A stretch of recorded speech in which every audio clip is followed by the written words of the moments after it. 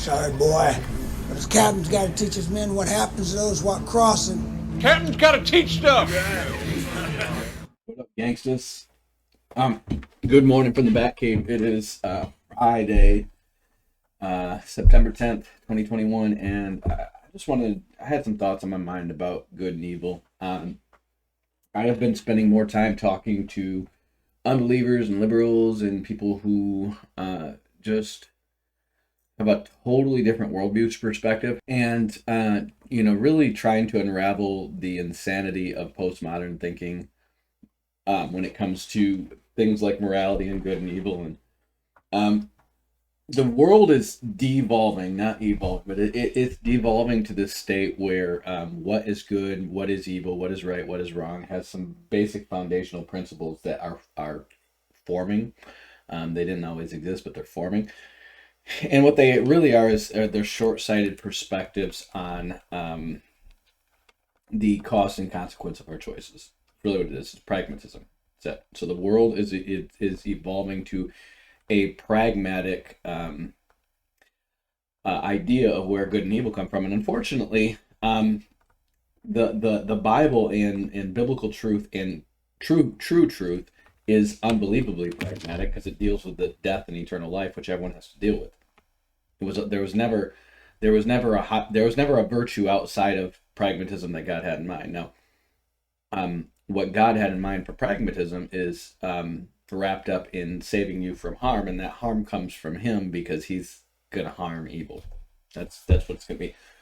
God is going to destroy all evil, and it's very practical for you to not want to be destroyed, especially when that destruction doesn't come in the form of a lifetime of pleasure in doing what you want, followed by annihilation, but an actual eternal conscious torment of you against God for the rest of eternity, with you losing for the rest of eternity.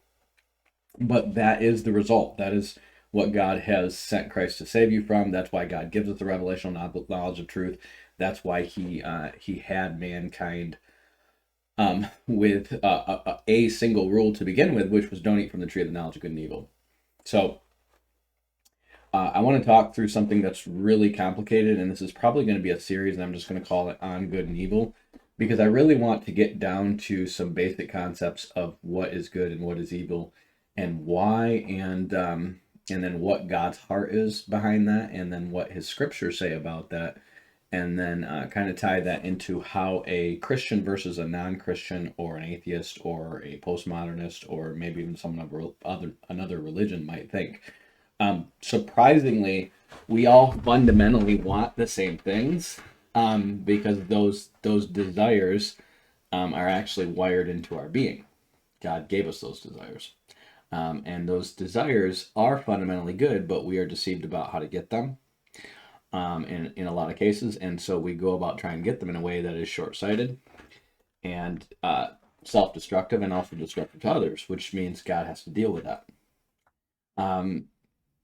Everything, if we had just listened to God from the beginning, would have been perfect. But we don't really understand how that would be perfect because we're like children. Children doesn't understand when you say it's time to go to bed. They don't understand that they're tired and they feel like crap. And the reason they feel like crap is because they're tired, but they don't want to go to bed. But they're mad because they're tired. So they're mad because they have to go to bed, which is the thing that they need. That's how infant thinks. They don't want to eat their veggies. They want to eat the candy. They don't realize the candy will kill them if they just eat candy and no veggies. Well, that's equivalently how we are in comparison to God. He knows everything and we know nothing. And just like you don't want to sit there and take the time to explain biochemistry to your 2-year-old, God is not going to take the time to explain eternal consequences of morality to finite beings who've only been here for about 15 minutes and have no concept of the length of their life, let alone eternity. Which is why you have Bible verses that say, teach me to number my days, right? So that I might fear you. In other words, there's a limit to this life, and there's an eternal consequence at the end of this life. This life is short, even if you live a relatively healthy life and live a long life. This life is short, and then there's going to be an eternal consequence for it. So He says, teach me to number my days. And if you live with eternity in mind, which is something God has put in the heart of every man, I believe that's Ecclesiastes 3:11. He says that God has put the eternity in the hearts of every man, that they might not find out his works from beginning to end. So Ecclesiastes is it really is your core philosophy of the Bible if you really understand it. This is a time to heal, time to be born, all these things that have to do with time. And then it says he has made everything beautiful in his time. He has also set the world. This world, for world is, I believe it's Aulam,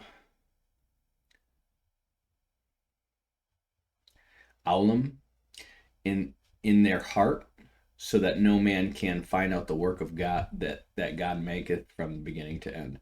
So this word Aulam is really, it says concealed, vanishing point, generally time out of mind, eternity. It means eternity. Okay. So, like in the New Testament, in the King James Version, you're going to see this word aeon, A-I-O-N, translated to mean world or age, but it can also be eternity. Okay, so it can represent a temporal age or era. It can represent a world or a world construct, and then it can represent eternity.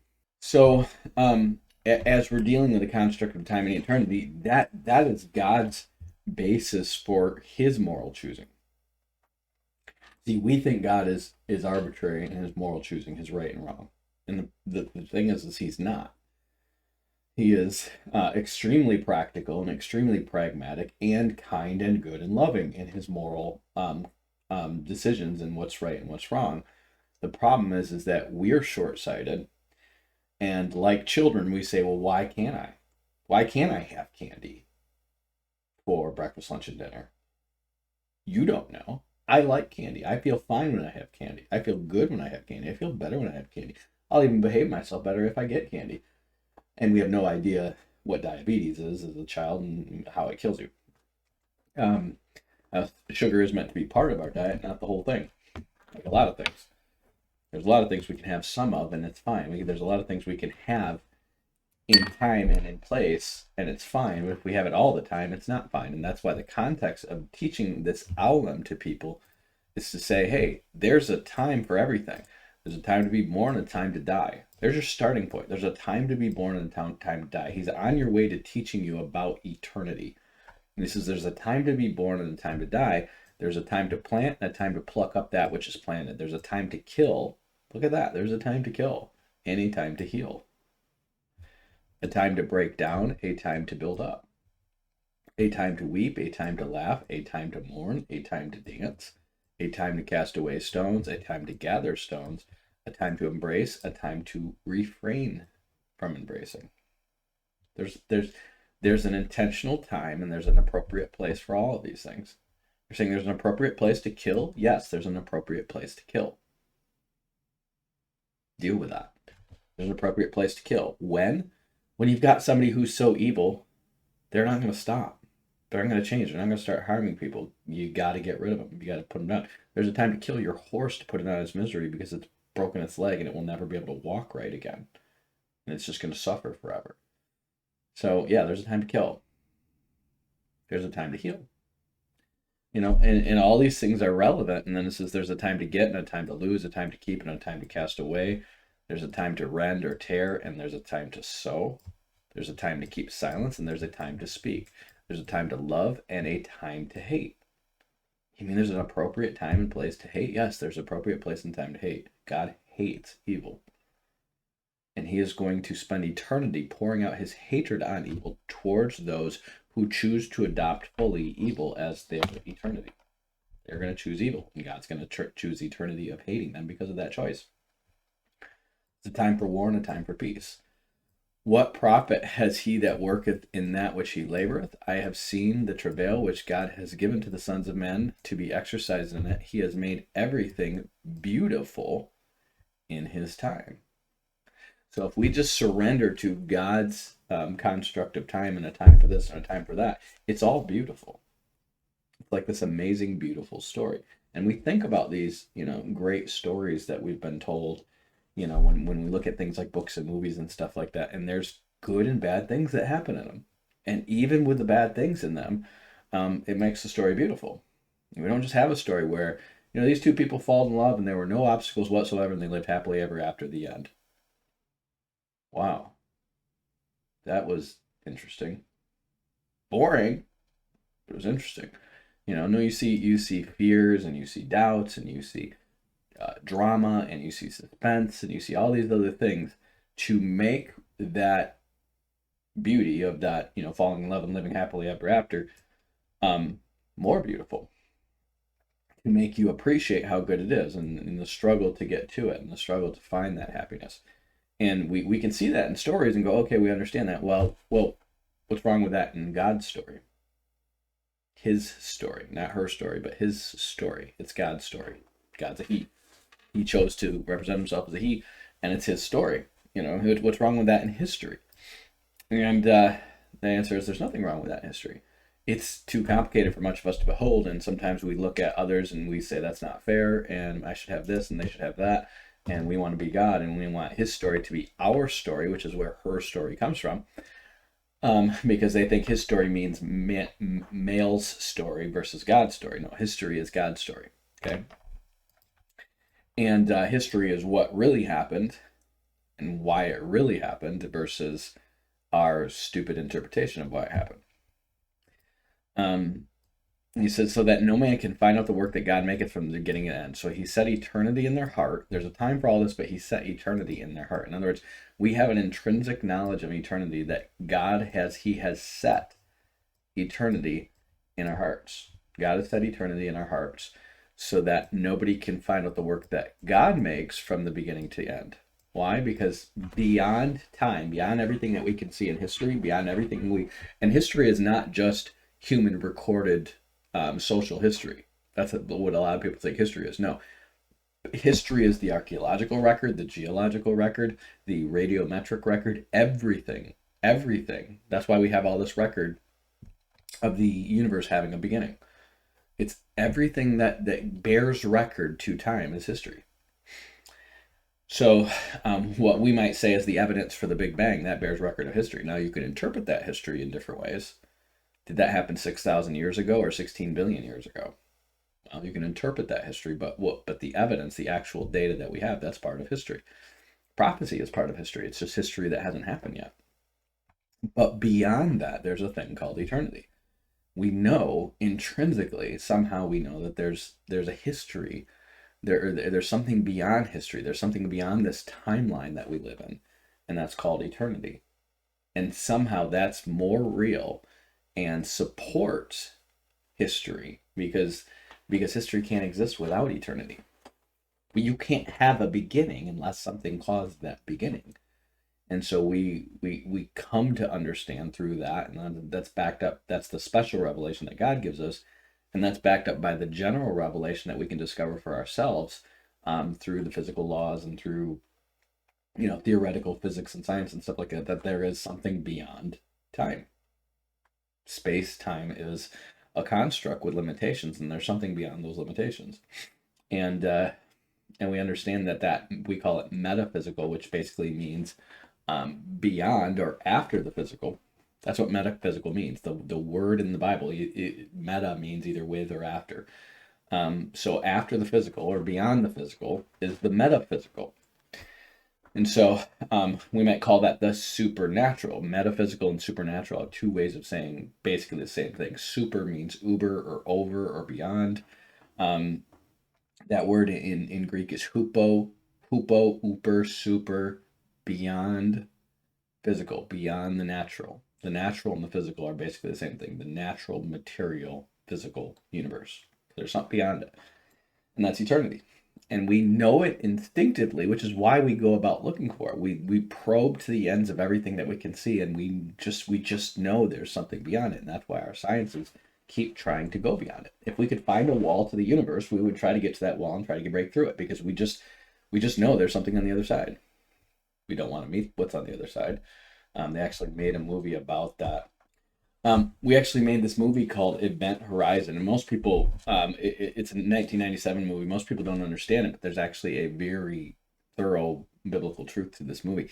And what it is essentially these people basically find the edge of the universe through space travel, and when they get there, they somehow figure out how to get through it and get to the other side. And what they do is they actually unleash hell on Earth.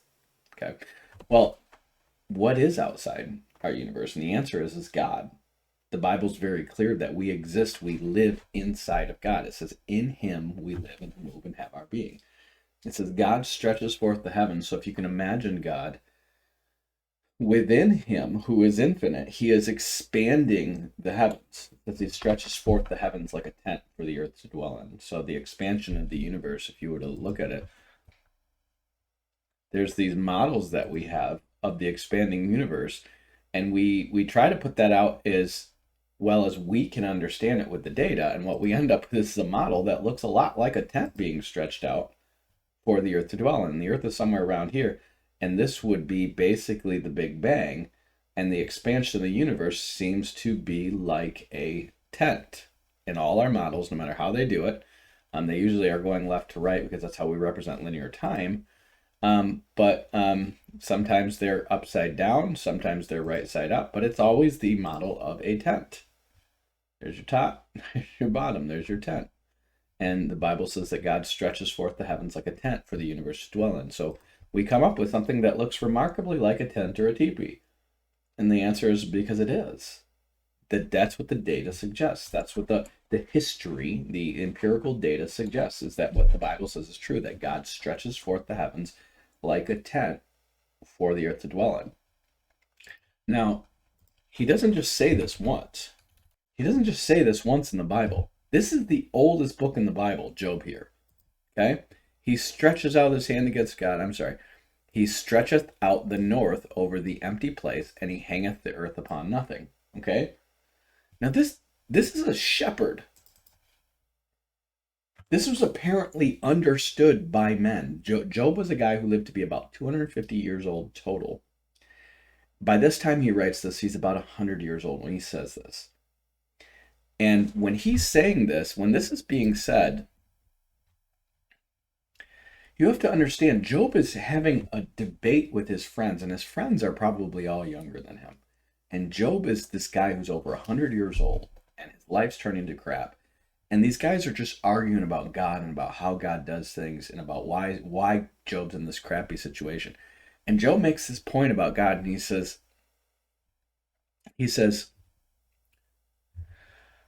how hast thou helped him that is without power? How savest thou the arm that has no strength? How hast thou counseled him that has no wisdom?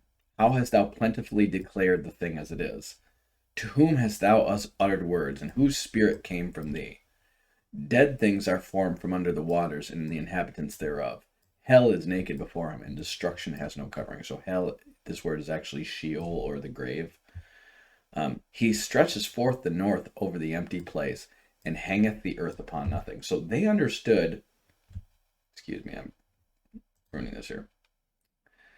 They understood, these old shepherds thousands of years ago understood that the earth hangs upon nothing. What does that mean? Well, somehow these guys understood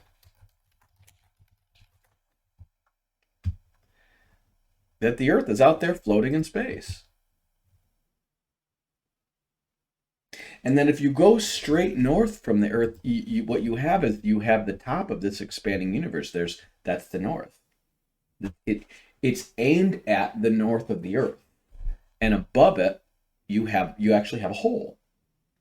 Like if you look at the universe and its expansion and all the data we have, like I said, it's like a tent. You have a hole at the top, the earth at the bottom. And so you have this big expanding universe, but it seems to be expanding around the earth. That's what the empirical scientific data tells us. Well, these guys do this thousands of years ago, these shepherds in the field. It was common knowledge. He binds up the waters in thick clouds, and his cloud is not, and the cloud is not rent under them. Saying all this water that floods the earth, somehow he's holding up in the clouds, and yet the cloud is not torn. It's still able to hold it, right? He holds back the face of his throne, and he spreadeth his cloud upon it. He has compassed the waters with bounds until the day and night come to an end. The pillars of heaven tremble and are astonished at his reproof. But somehow heaven has pillars. He divideth the sea with his power, and by his understanding he smiteth through the proud. By his spirit he has garnished the heavens. By his hands he has formed the crooked serpent. Lo, these are parts of his ways, but how little a portion is heard of him. But the thunder of his power, who can understand? So this is, Job is basically saying the same thing Solomon's saying, is what God has done to make the universe the way it is beyond our comprehension. I mean, listen to these guys talk about clouds. They're like, they look at clouds and they look like these big bags of water, and that's what these big poop ball clouds. They know water pours out of them, and somehow all this water is held in them and they don't burst. And they look at, they're describing clouds, but somehow these guys, without ever having been in outer space, know the earth hangs on nothing. Well, how do they know that? The answer is because there's these beings called angels, and angels have revealed things to man, and prophets have revealed things to man that they've seen through the Holy Spirit.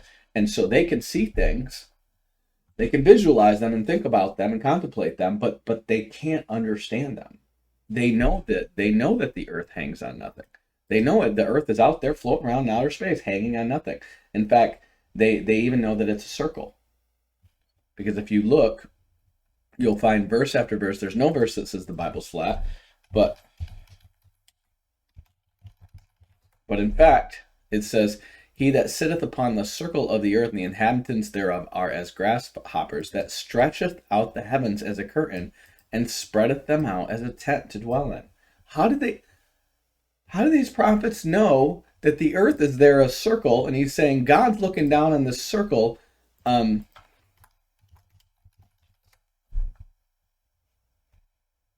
Not a flat circle, a visual circle. That's what a sphere is.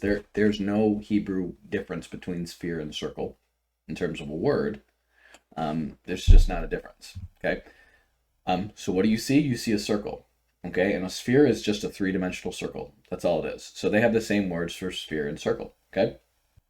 When they said circle or sphere, it meant the same thing. So the earth is a circle, and he'd say God looks down on it, and he says the people are like little grasshoppers before him. How do they know that? I mean, where are these guys coming up with this from? I mean, this is stuff that, like, if you just meditate on what they're saying, you're going, wait a minute. How the frick does a shepherd know this? A shepherd in the Middle East. Here's where Job was. There's a town in Jordan now called Basira, but back then it was called Basra. And Basra means sheepfold. And Job was basically the richest, most prominent shepherd in the area. He had tons of goats and sheep and stuff like that. He was a rich shepherd. What he did for a living was breed goats and sheep and cattle and stuff like that.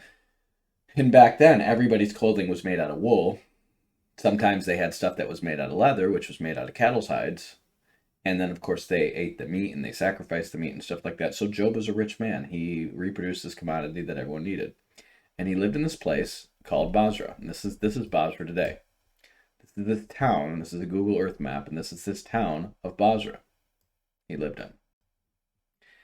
And this town, if you were to expand out, is just east of the Dead Sea. Here's Israel, and here's Basra. And this is where this guy lives. So I want you to look at this guy. He had a lot of time to sit out there and look at the stars and contemplate, because that's what shepherds did. This guy was 100 years old when he wrote this, which means he probably started out with just a handful of sheep and just kept multiplying them until he was super rich and had all these sheep, and he was trading in the wool, and he was trading in the actual sheep themselves. People were sacrificing lambs, and they were eating lambs, they were eating goats and stuff like that. And so this guy's literally got this massive food store, and he's rich. And he lives in this area called Basra. And in this current time, he's in the land of Uz, and this is near Mount Seir. And if you can look at these mountains up here, this is the mountains of Seir, where he lived.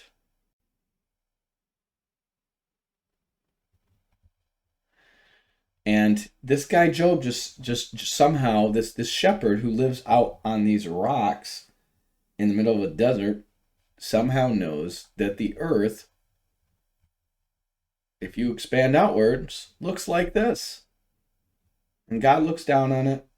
Isaiah was actually the one that talked about them being, but Isaiah's just a prophet. He's just another guy who lived in a community, maybe 1,000 years after Job. But they both seem to know this. They both seem to know that the earth is a circle, and that if you keep expanding outward from that, you have this tent that's spreading out over it that's expanding because God's stretching it out. And you have no shortage of verses where he talks about God stretching it out. Look at this. He stretches out the heavens. And Job says he stretches out the north over the empty place. That's the same thing. In Isaiah 44:2, he says, I am the Lord who maketh all things, that stretcheth forth the heavens alone, that spreadeth abroad the earth by myself. God does that. Well, wait, he spreads the earth abroad? Yes, we know that too. He spreads the earth abroad, the actual physical earth. We know that these continents have been expanding or have been spreading away from each other. We do know that it's spreading out. We know that the continents are spreading out. It's called continental drift. So somehow God spreads abroad the earth and stretches forth the heavens, and we know that's true. Here's this prophet who knows this thing. So we see that God has set eternity on our heart. Somehow we know these things. And they're through revelations and things like that come from God. Again, this is Zechariah, the burden of the word of the Lord, saith the Lord, who stretches forth the heavens and layeth the foundations of the earth and formed the spirit of man within him. Okay, so you've got three witnesses. You've got Job, Isaiah, and Zechariah. Okay, these two are probably 200 to 300 years removed from each other, and then this guy is probably removed from them by over 1,000 years. And they all seem to know this. They all seem to know that God stretches forth the heavens and the earth. How does he do that? Because eternity is set in their heart. Okay, so out of these weird ideas, we have this idea that there's an eternity here. There's something much bigger than time. And so what I would like to invite you guys to do is look at the possibility that God's construct of good and evil is not inhibiting to your pleasure, but it's actually trying to expand your pleasure and expand your joy, so that you'll have joy throughout all eternity, and you won't, through short-sighted decisions, kill yourself. And the answer is, how do you kill yourself? Well, you kill yourself by choosing to fight against God instead of accepting his mercy and grace. And that's the story of the Bible. And so I'm going to try to begin this series on good and evil, so that I can hopefully help you guys understand that God's plans are for your good. He's trying to help. And he's trying to protect you from the ultimate destructive end, is you being outside of God. See, right now we live in him and move in him, and we have our being in him. The whole universe does. And eventually, the Bible says it's all going to dissolve. He says that this fabric, this space-time fabric, is going to roll up like a scroll or wear out like a garment. And he literally describes it as a cloth, as a tent. And it's a veil behind which is God. And going back to this movie Event Horizon, this is an actual motto that meets the biblical requirements. Behind that veil is God himself, and God himself is a consuming fire clothed with thick darkness. The closest thing you could get to representing him, if you had to model God, would be a black hole. If you could imagine what a black hole is is a star. It's a star that's basically this burning, consuming fire. And yet it's so big and it's so dense and it has so much mass to it that its gravity exceeds the power of light to radiate from it. So if you were to understand what this is, and this is unique, if you were to understand what a black hole is a star that's so powerful because it's so big that its light doesn't even show up. That light's there, that burning is there, but all you see is blackness because it's too powerful for that light to escape and radiate outwards. Okay? And that space between the burning fire and the radiating outward of that light is called the event horizon. That infinitely small space where this crushing gravity meets this powerful radiation is called the event horizon. And so some brilliant person who was meditating on this came up with this movie called Event Horizon, where these people literally find this ship and they get to the edge of the universe and they find some artifact or something that's been there forever, and they somehow unleash this thing, and what they unleash is hell. This is actually what comes out when they open up the event horizon.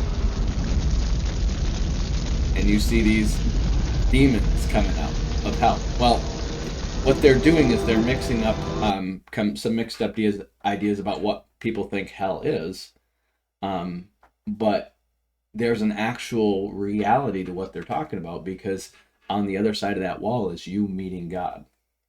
And if you meet God without the safety and protection of the blood of Christ to protect you from that, intensely, infinitely dense gravity and that infinitely powerful radiation, that is what the lake of fire is. And God's trying to save you from himself, because he has a natural predisposition to dissolve this world, this universe, and to hate and destroy evil. And so you need to opt for goodness rather than evil. And that's not a choice about doing. That is a choice about being. You are evil. You cause harm. You are evil. And we're going to talk about what good and evil is in terms of the words and their meanings and the implications of that, and then why we need salvation. You are evil. You in your current state are evil. And for you to say, "No, I'm not evil. I'm a good person." Okay, have you ever harmed anyone? Or yourself? The answer is yes, we all have. Then you're not good. You're evil. Simple. So, we're going to talk a little bit more about that.